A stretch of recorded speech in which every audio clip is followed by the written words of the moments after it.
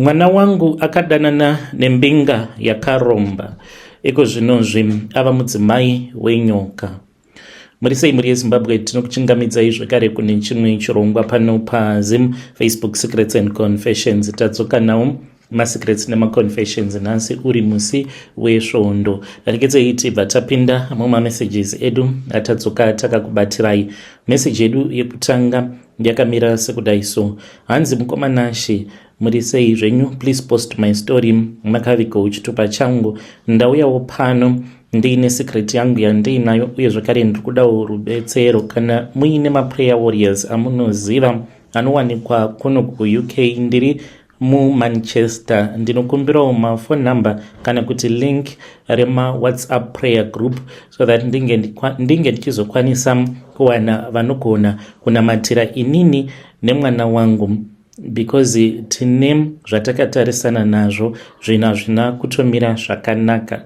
Pandakauya kuno kuUK, I did not even know kuti kuno kutori neculture yakatosiyana neculture iyo yandinoziva, yamunoziva mose yekuAfrica ikoko. When you come here, one thing chavasingakuudze is that kuno it's not all about a better life. Havakuudze kuti kunoko mutemo hautotendedzi kuti unge uchidisciplina mwana wako. Paunouya kunoko, you'll be thinking about mari, basa, kugara zvakanaka, good school for your children, but nobody prepares you for what happens kana mwana wako akapanduka kunoko. Munamato wako semubereki unofanira kuva munamato ekuti Mwari, mwana wangu ngasazombofa akapanduka kana kuri kunzi ndikaenda naye kumhiri kwemakungwa, if it happens kuti unenge uchiri kuAfrica. My daughter, she became rebellious under my own roof mushure mekunge ndauya naye kunoko. As a single parent, kubva zvandakarasikirwa nemurume wangu 10 years ago, I then decided kuti I did not want to date again. So I've been managing my daughter all by myself. Ndiri kunoku thousands of miles away from the rest of the family. Kuti ndige ndichiranga mwana, kuno kune mutemo unoti autotendedzwi kuinterfere nemwana. Mwana wangu akatombondidaidzira mapurisa. It is not a joke. Ndikaudzwa nemapurisa kuti you can't interfere nezvaanenge achida kuita. Zita rangu ndinoitwa Diana, my real name. Ndiri mudzimai, ndine makore 41 years ekuberekwa. I am a single mother. Ndinoshanda zvakaomarara, handina kana nguva yekumbozorora kana kuenjoyawo life sezvinoita vamwe vakadzi. Zvandinongoita ndezvekungoshanda. Ndinoshanda dzimwe nguva night and day. I do have 2 jobs just to make sure kuti mwana wangu uyo wandichati chipo, she is aged 20 years old, still going to varsity, ndainge ndichida kumupa the best life, and ndisingadi kuti asazombofa akatorerwa advantage sezvakaitika pandiri, kuti kuroorwa kwandakazoitwa nababa vachipo, kunyangwe ndakazovada, but ndakaita zvekutomanikidzwa, ndakabviswa pamurume mukoma. Zvakaitika ndezvekudai, ndaidanana nemukomana wangu uyo wandakatizira ndisati ndatombova nepamuviri. Saka tainge tichigara mumotikari because akange ari makanika asi achiri kudzidzira. Aishandira vakazova vatezvara vangu sekuru vachipo. Nekuda kwekuti vakaona kuti ndainge ndakanaka, vakaona sekunge mukomana wangu wandainge ndatizira ainge asina kukodzera zvachose kuti ange achizova murume wangu. Ndo pandakatongomanikidzwa kuburuka mumotikari, vakatoti ndava kufanira kugara mumba mumain house because taingorara mune chimwe chikombi. Ndava kugara mumain house, ndakange ndisingachambopiwe kana mukana wekutaura nemurume wangu. Ndokubva vatomudzinga basa, vakaita wekusungisa, vakati ainge aba alternator. Handifi ndakaikanganwa nyaya iyoyo. Asungwa kudaro, ndo pandakaona vabereki vangu vachisvika pamba vakagamuchirwa nemufaro vakatoita maarrangements ekuti ndakange ndava kufanira kuti ndinge ndichizotanga kugara neakazova murume wangu baba Chipo. Zvakange zvakaoma because it was an arranged marriage, asi ndakazongosvikawo pakuzongozvigamuchira kuti ndo zvainge zviripo. Saka mwana wangu uyu Chipo ndichizouya naye kunoko ndichishingirira nekushinga kwose kwandiri kuita uku, shungu dzakange dziri dzekuti mwana wangu ange achikwanisa kuzoenda kuuniversity, akwanise kuzovawo an independent woman muupenyu.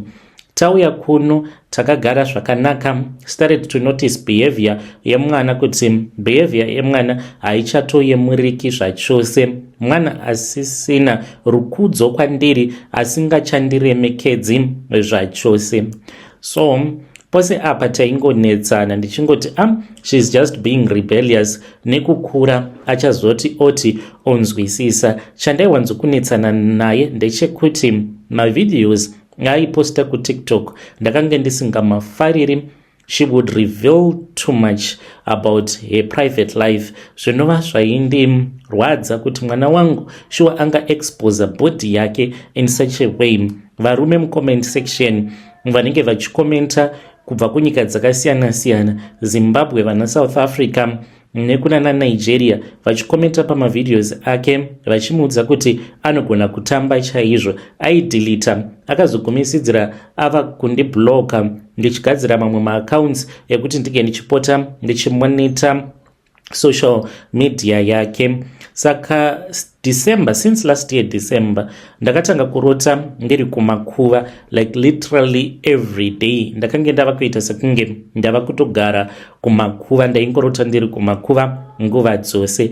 I then started to notice kuti mwana wangu akatanga kuonda. Mwana akazvarwa aine body yake yakanaka, akangotoredzera bonzo raamai vake, but I started to notice kuti mwana wangu she is getting thin. Ndaiti kana ndikamubvunza, Chipo mwanangu, what is wrong with you? Iye nekuda kwerebellious nature yake yaainayo, she would then snap at me over ati kwandiri, mom, stop being an African adult, ndipei space yangu. So aiti kana akataura kudaro ndaingosiyana nazvo, because as a parent kuno ku UK mwana akati I want my space as a parent, unototya, you get scared, because kuno if you push too hard you can end up with the police padora ko vachitokugogodzera kuti sei uri kunetsa mwana anenge achitogara mumba mako. I then decided kuti we were two grown-ups sharing the same space, and I decided to stay in my lane, because chinhu chikuru kwazvo chandainge ndichitya nechandinotya kusvika pari nhasi, kutya kuti ndinogona kuzomupusha mwana uyu zvekuti anozosvika pakuzotanga kuita zvemadrugs. So I always choose peace nguva dzose. Then last month I found out the truth, and I found the truth by mistake. Ndakaenda kubathroom kwake, because iye aneka insuit kake, so her door is always locked. But ndakatanga kunzwa smell, kuti there is a smell that is coming out of her room. Mawindow anongogara akavharwa. Saka ndakangoti the room, it just needs fresh air. Then when I saw kuti the door, it was not locked, I then went into the room. Zimunhuhwi kange ririmo, makange muchinhuhwa munhu chaiye. I went into her bathroom ndichida kunoona kuti kwakange kwakamira sei, kunotarisa kudai that smell, it was just too much. Ndaita sekunge ndakange ndapinda mubhucha maita kunhuhwa ropa. Saka ndakabva ndatanga kucherechedza, ndikabva ndaona kuti mulaundry basket make makange makazara mapads akazara neropa, matowels. Mungu anongozvipukuta kana kungoisa towel according to him, anongotora towel ongorara akazviisa towel rongomuka rakazara neropa, then she just dumped it into the bathtub, ongosiya zvakasoka. Kana azobva kwaanenge abva, she then washes everything, kana kungozviyanikiramo mubathroom imomo, and zvakange zvichinhuhwa kuvhunda. My daughter, I did not know kuti she has been on her period. she has been on a period non-stop kubva last year December until now. She has been on her period, and anga asiri kuda kuti ndige ndichizviziva kuti ari kuenda kuperiod rusingaperi. Ndakabva ndatanga kupopota, ndikabva ndaenda kukitchen kwaainge ari, ndikabva ndati nhaiwe chipo chii chiri kuitika. As usual, she tried to deny it at first, but paakazondiudza nyaya yake, I nearly collapsed mukoma. She confessed everything to me. Akandiudza kuti akasangana neumwe murume anova ari muNigerian, nemurume uyu vakasangana paTikTok. Akati ndaingoti ndangowanawo mbinga yangu yekuNigeria eblessa. Ndakati ndava kutanga kuona mapictures ake murume iyeye. Surprised dhara rekwani munhu mukuru kwaari. When I compare makore anogona kunge atori mukuru kwandiri. Ndakamubvunza kuti sezvo murume uyu uri kuti iye ari based kuNigeria, saka maionana sei? Because you have never been out of the country alone. Akati mama, I would lie to you kuti I'm going to such and such a place tichiendeswa nechikoro, but ndinenge ndiinaye tiri kuhotel kana kuti taingoita ka little vacation muLondon. He would fly from Lagos to London just to see him. Ndisina kana chandainge ndichitomboziva, taking her kuma fancy hotels, aiti iye aitotengerwa hembe dzinodhura idzo dzaakandiratidza. Ane rimwe bag iro raakatengerwa, just a normal handbag, raakatengerwa rinocosta more than 3,000 pounds, raakatengerwa nemuNigerian iyeye. I did not even know kuti akange achitomushanyira achitouya kunoku kuUK achiuya kuzoona mwana wangu. So inini ndakange ndiri busy ndichingoita madouble to doubles at the care home. Ndakange ndisingazivi kuti izvi ndo zvainge zvichiitwa nachipo. So akabva andiudza mwana wangu kuti the moment pavakatanga kuva intimate, hanzi ndo paakatanga kurota hope. Ndikati sei usina kundiudza naye chipo kuti ndo hope dzauri kurota? Akati kwandiri, mama, ndaitya kukuudzai. Akati kurara handichakwanisi kurara nekuti pose apo paairota pavakatanga kusangana pabonde, anoti airota ari mumvura kudaro anenge akamonererwa neshato chaiyo, asi anenge akapfekedzwa wedding dress, hanzi rinenge riri rewhite wedding dress iroro. Ndakashamisika nazvo mukomanashe. Ndakamboedza kuda kumunamatira mwana, but akaita sekunge ava kumanifesta, akaseka akati siyana nazvo izvi haungambozvigoni nekuti power randiinaro rakawandisa. Akandiudza zita renyoka yacho inoshandiswa nemuNigerian, asi pandakazomuka the next day ndakabva ndakanganwa zita racho. Ndikamubvunza ndikati, nezuro wakandiudza kuti nyoka iyoyo inoshandiswa nemunhu wako ine zita rinonzani? Ndakanganwa. Akabva ati, mama, ndikaramba ndichikuudzai zita racho munogona kuzondikuvadzisa, because nezuro kuhope ndakatorota ndichitopiwa warning yekuti zvauri kuda kuita izvi zvokuti unondifumura zita rangu kuna amai vako, ndinogona kukudyira amai vako. Chingozivai kuti hope dzandiri kurota ndinongorota ndichiitwa a bride nenyoka, and since that first dream ropa harina kuzombomira kubuda. Anoti akatanga achafungidzira kuti aita miscarriage. Paakandiudza nyaya iyi, mukoma, ndakashaya chokuita, ndiri ndega kunoku, handina hama imwe yandiinayo, kana shamwari handina shamwari. I have realized kuti juju kuno iriko, kunyangwe uri kure sei neAfrica. Look how far I am from Nigeria, but sure mwana wangu kuloketewa nejuju nemasatanisti nekuda kweTikTok. Muone ndaigara ndichingomutsiura kuti mavideos ako awa uri kuda kumbokwezva vanhu vakaita sei chaizvo muupenyu hwako, because one day you're going to get married. When you look back, vana vako kana wava nevana vachizokuona kuti waiposta mavideos wakashama kudai, what are they going to think about you?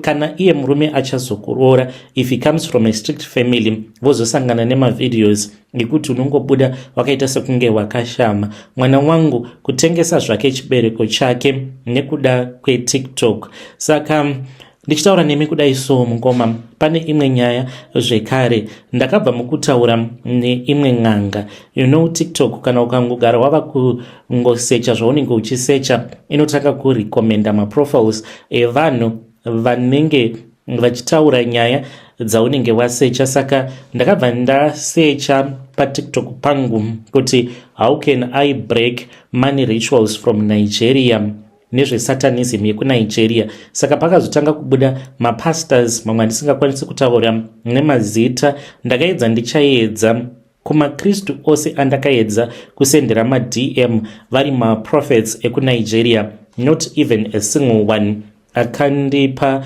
a good response. VekuZimbabwe vandakatumidzirawo ndaingogumira pakutaura naadmin vobva vangoti tichaendesa nyaya yako kuna prophet. Nanhasi uno I never received any answer. Nemamwe mapendecostal ekuzima ndisingakwanisi kutaura nemazita. Saka ndakaramba ndongosecha, one thing led to another. Ndopa ndakabva ndachizosecha kuti money rituals healers from Nigeria, kureurura chinhu chakanaka. I know I am a Christian, but izvi ndakazviita nekuda kwedesperation chaiyo. Ndasecha kudaro pakatanga kubuda ng'anga dzakasiyana-siyana dzekunigeria.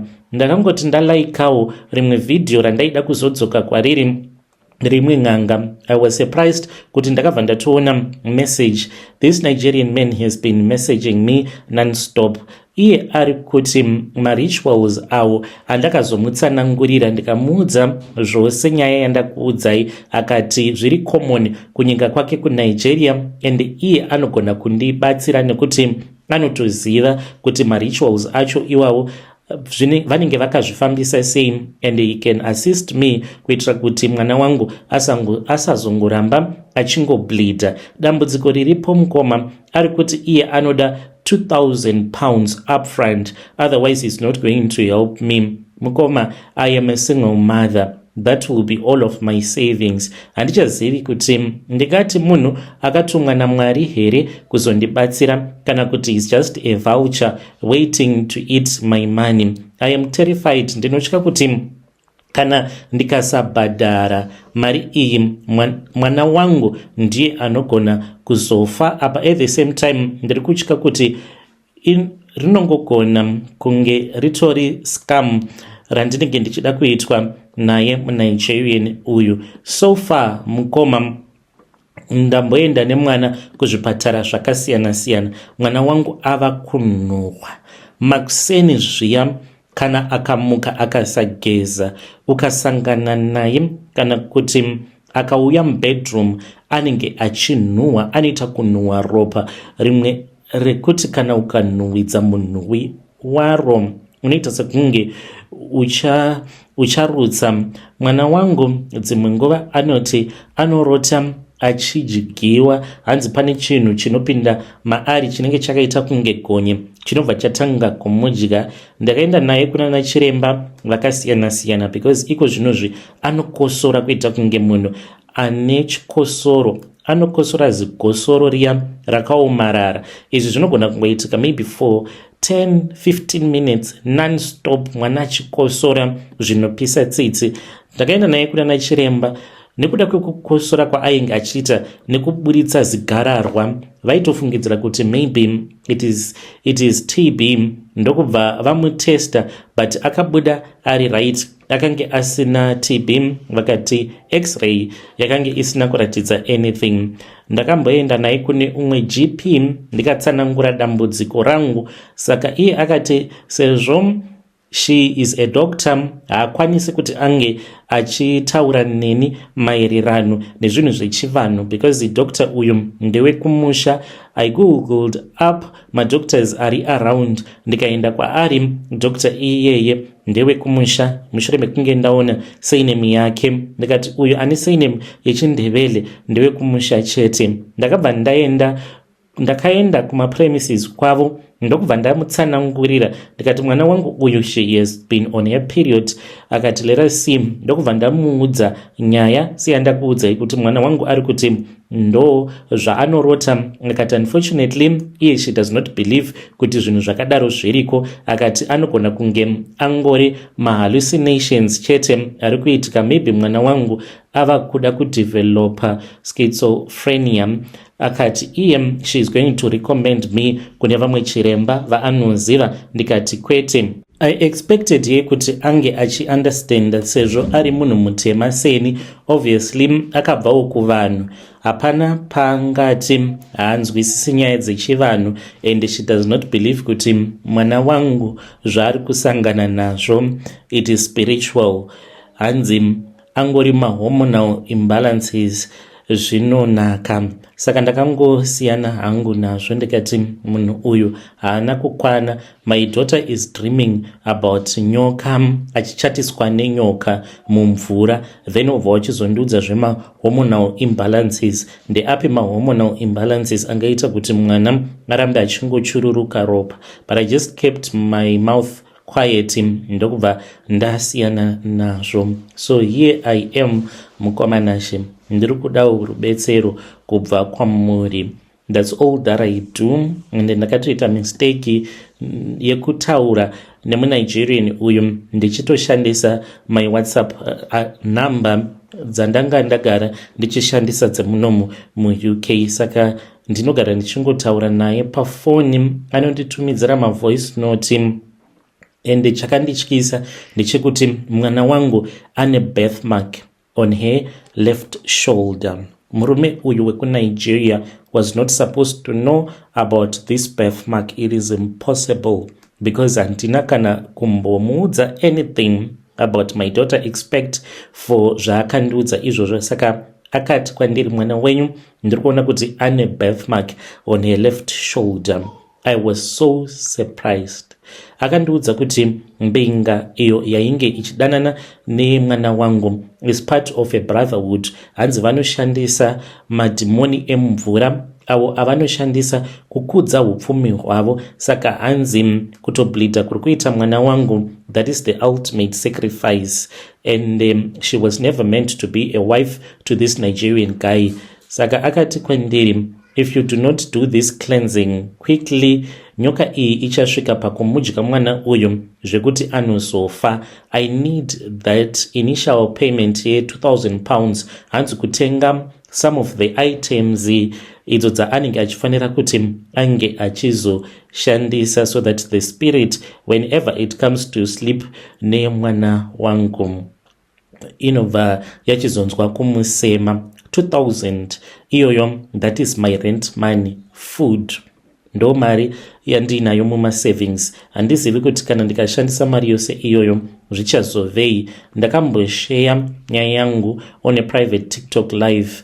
Ndakange ndakatowandisa face yangu, ndakange ndichida kuti vanhu vange vachindibatsira. Saka ndaitobvunza vanhu vekuNigeria, vazhinji vakati don't be a fool, it is a scam. Hanzi vanhu ava vanogona kunge vari kushanda vose kuti the blesser uyu neng'anga yacho hanzi vanogona kunge vari kutaurirana sezvo ainge achirara nemwana wako. Saka murume anenge akarara nemwana wako anenge aine zvaanenge achitoziva pabhodhi yemwana wako.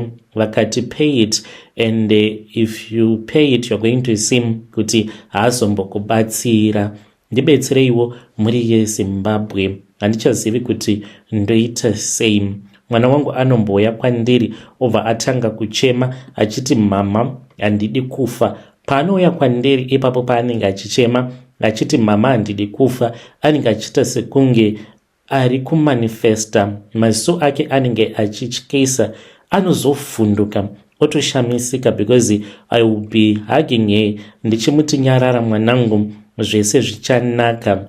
I don't know kuti ndoite sei. Ndibetsereiwo, ndichange ndichizotevererawo nyaya dzenyu ndiri mucomment section. Muri yeZimbabwe ndo message iyo yandakatumidzirwa ichibva kuna Hei, ichibva kuna vanzvadzi vedu avo vari kuuk, ngatitaurei navo mucomment section. Zvakangooma hazvo vedu we yo pakaipa. Hanzi mwana uyu anenge ari mumvura akasungwa nenyoka. Pavakataura neni vane imwe voice note ravakanditumidzira vakati, mwana wangu anoti pazvinoitika anotanga achanzwa kutonhorwa mumakumbo. Hanzi hope dzacho dzinotanga achinzwa kutonhorwa mumakumbo. Kana atanga kutonhorwa kudaro, hanzi anobva achizozviona ava mumvura asingachakwanisi kana kufema. Ari mumvura kudaro, hanzi shato iyoyo inobva yauya, inongoappear from nowhere, yobva yazvimoneredza muswe wayo, yozvimoneredza kumakumbo ake, yozvimoneredza zvekare nemumabvi muzvidya. Asi hanzi muzvidya umu hanzi painenge yakamoneredza muzvidya umu inenge iine sikarudzi yemunhurume. Nechepadumbu payo yomumoneredza muchiuno kusvika yazomoneredza nepahuro, yobva yatanga kumutarisa ichimunanzva, uku hanzi sikarudzi iya inenge yava musikarudzi make painenge yoita bonde naye. Zvinotyisa, zvinofundutsa vedwe. Ngatitaurei nezvayo nyaya iyi mucomment section. Wakamboitawo here dating urimo muuk ukasangana nezvimwe zvakakutyisa? If so, you can come to my inbox at Brother Nashim paFacebook. Rekedzai tibva taenda panyedu inotevera. Nyedu inotevera yakamira sekudai so. Hanzi makadi zvenyu mukoma, please hide my ID. People think kuti I am a loving sister, but my heart, it is full of black stones. Ndine makore 28 years ekuberekwa. Ndinogara muno muHarare. My young sister ane 24, a lucky one. Saka she is very beautiful. Akange ari kuuniversity, pari zvino ari kuSouth Africa. She has been studying in Durban. So she started to date a guy from South Africa, South African, but vari kufanira kuti vange vachizochata muno muZimbabwe. The guy even bought her a car, planning wedding yavo muna December. Saka ndinozviziva kuti pane zvaari kupota achinonosiya kumba kufamily house. Ndakabva ndachizoenda kwamukoma ndokubva ndaba makey epawardrobe yake ndikaenda ndikanochekeresa makey iwawo. So chakangondibhowa ndechekuti nerimwe zuva ndakati ndakagara namama, vakandiita example yakaipa yekuti handina kuvateerera, ndokusaka ndisina kupinda mumba nemarriage. Ndakaita zvekumitisiwa nemurume wemunhu, nyaya yacho ikanetsa because ndakazodzingisa mukadzi wemunhu ndikabva ndachizozvipinza ndirini panyanga. Saka ndakangorwadziwa kuti asi mama sei vasingazvione kuti sefirst born ndaiva ndiine pressure yakanyanyisa yekutsvaka mari, because ipapo baba vangu vakange vasati vakwanisa kuzowana mari through mine yavakazowana years later on. Saka vanin'ina vangu they had a choice in life, but inini ndakange ndisina choice. Ndakabva ndabatwa nemweya wegodo, it nearly choked me. Saka my little sister akatenga expensive wedding dress rake, then ndokubva achizorelokera muwardrobe. Zvandakazoita mukoma ndezvekudai, ndakabva ndachizotaimira ndichitoziva kutoti mama nevamwe vanhu vose vepamba vaenda kuchurch. I then went there. Ndakange ndiine bhodhoro rakange riine permanent black hair dye, and I mixed it with water inside a spray bottle. I went home ndokubva ndavhura ndikabva ndaenda kubedroom kwake. I opened a wardrobe ndikabva ndakaspraya in the inside because ndiri kuda kuti ange achizoona kuti chidrezi chake chakatonyangariswa nedhai iyoyo. Zvarava drezi iroro, kana mukaritarisa munoseka.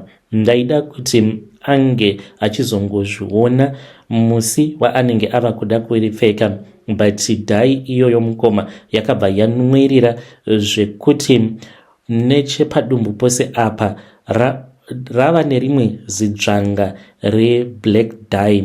This is what I have done. I don't care kunyange akarwadziwa, kunyange akaita sei, handina hangu basa nazvo. I wanted to feel like a failure. Yo, muri yeZimbabwe ndo message iyo yandakatumidzirwa ichibva kuna vanzvadzi vedu. Saka muri kutoti makatogona zvakaoma, makatogona kutoisa dye padrezi remwana. Zvakaoma. Dai Mwari vakakurangai neshamu yakaomarara nekuda kwezvamakaita izvozvo. Muri yeZimbabwe ndo mamessages avo andakatumidzirwa achibva kunana Haidi. Ngatitaurei navo vana Haidi mucomment section.